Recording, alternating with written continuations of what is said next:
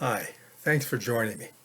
I'm Pastor Randall Neal at Zion Lutheran Church in Hopkins, Minnesota. Today's June 9th, Tuesday, and we're gathering together for our weekly online devotion. And it's good to have you tuning in and get a chance to visit and talk. One of the highlights I want to share before we get too far along is to note my hair.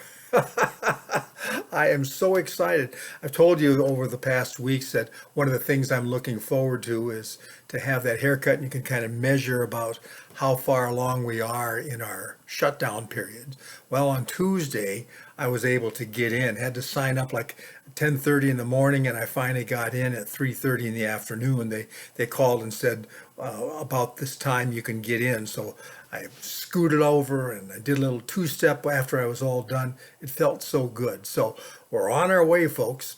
And that's a good thing because that's also an indicator that we're getting close to being able to open our doors again. More news this week on that we can open up, and we've been doing the protocol. So there's a number of things on our website as far as in the newsletter. We need some help to have people assist with cleaning and with greeting people and ushering people and the various things that have to be done in order for us to be open. So if you're able to help out, take note online on our website and find those areas in our newsletter that give you some of the details. We'll be having a link that you can sign up online.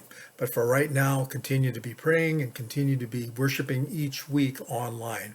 We're very grateful to be able to do that. Okay, let's get to this.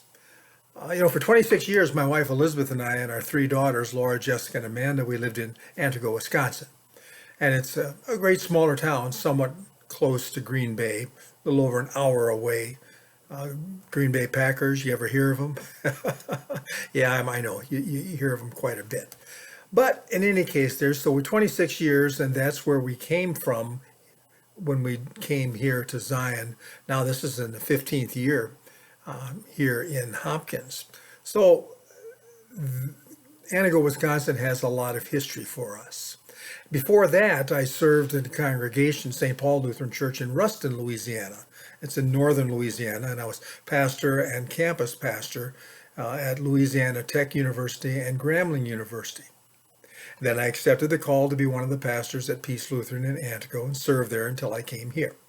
I mention all this early background because all of it up until the time I came to Wisconsin was located in the South. My grade school through high school years was in Miami, Florida, serving in Louisiana, many backgrounds dealing with the South. And all of that ties in with a lot of sunshine, warm weather, and I grew up looking at the various plants and identifying the trees and shrubs and grass and plants of the South. The palm trees and banyan trees and orange trees and mango trees and mangrove swamps, all of those things. I actually knew them quite well because I've always liked plants. Well, having grown up in the South, learning about all these trees and warm weather plants, when I came to the North, to Wisconsin, I had to learn a whole new set of trees, shrubs, grass, and plants. Oh, it wasn't that it was difficult. I enjoyed it immensely, but it was an entirely learning process of newness for me. Since I like working with plants and outdoor vegetation, it was fun. In fact, I call myself a woodland landscape gardener. I spend a lot of time out in the woods and forest area behind my house along Glen Lake. Well, one of the strangest trees that I encountered in Antigo for the first time, and now here in the Twin Cities as well, was the tree of the larch family. And it's more commonly known as the tamarack. The tamarack. Now, some of you know which tree I'm talking about. It looks kind of skinny Christmas tree.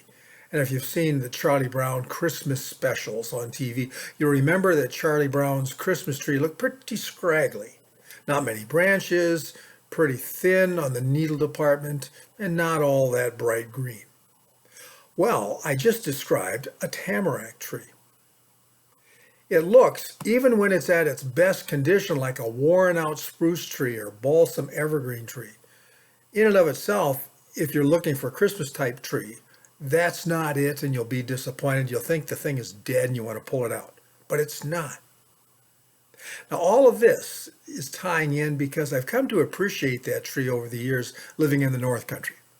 In fact, I've planted a number of them in the park behind my house along the shores of Glen Lake in Minnetonka. And one of the things that I've come to learn about this scraggly tamarack is that it is not an evergreen tree, not a conifer. It's a deciduous tree, kind of like maples and oaks and basswood trees. It's in that family more so than the conifer trees. And the second thing I've learned about the tamarack is that it's a pretty weird tree in that the Indians reportedly called that tree a twice burning tree. And of course, you scratch your head. What in the world does that mean? Apparently, tamarack trees need a fire in order to reproduce. Their bark is petroleum-based rather than glucose-based like most trees. So it takes a fire to burn off the bark to expose the seeds that produce the new life. Weird. I don't understand it, but that's the way it is. Now, instinctively, when we think of fire, we think of destruction, right? And it sure can be. But if a tree is burning, we say, oh, that's bad. But in the case of the tamarack tree, it's necessary, and it benefits because of it. So here's the main point of my devotion today, my friends. So listen up, my main point. In God's hands, fire can be productive in producing new life. And that fire I'm talking about is not simply the flames burning wood or coal or charcoal. I'm talking about some of those fires of difficulties that we have in our lives, that we're heading into or are in the midst of or just came out of. You know, we think of the protests and the rioting that's taking place in our community. We think of the COVID-19 issues that are going on. Hopefully all those things are diminishing, but they're not pleasant. Many of those are in the pictures of fire. Now, Malachi chapter 3, verse 2 and 3 says this: "The Lord is like a refiner's fire. He will sit as a refiner and purifier of silver. He will purify the Levites," or we could say his servants instead of the Levites. "He will purify his servants and refine them like gold and silver. Then the Lord will have men who will bring offerings in righteousness." So this last book of the Old Testament, Malachi, God is being pointed out as the one who loves us. And sometimes the heat gets turned up to refine us, to make us more pure, to make us more valuable, to develop us into people that he can use mightily. Now, of course, that's not what it feels like when we're going through a fire. It's just hot, right? It's uncomfortable. It hurts. Those fires of life that are sometimes we're going through or will if we haven't. But God is in essence burning off some of our bark to expose seeds of new life. You see, God can use fire to expose and eliminate sin that otherwise we wouldn't face. When it gets real hot, we finally ask the question we probably should have asked long ago. Hey, what's wrong, Lord? What's going on in my life? Is there something you want me to do differently? Something I need to change? Something I need to be aware of? And the answer is probably yes. It's usually been when God turns up the heat on me that he's finally got my attention and forced me to face some things I probably needed to change but didn't want to deal with. You been there? I'm guessing you have. And I found that when I did, it began a new life, a new season of spiritual refreshing, and seeing him take my life in a new level. And that's a good thing. Now, there's another way that God uses your fire, my friends, to bring new life.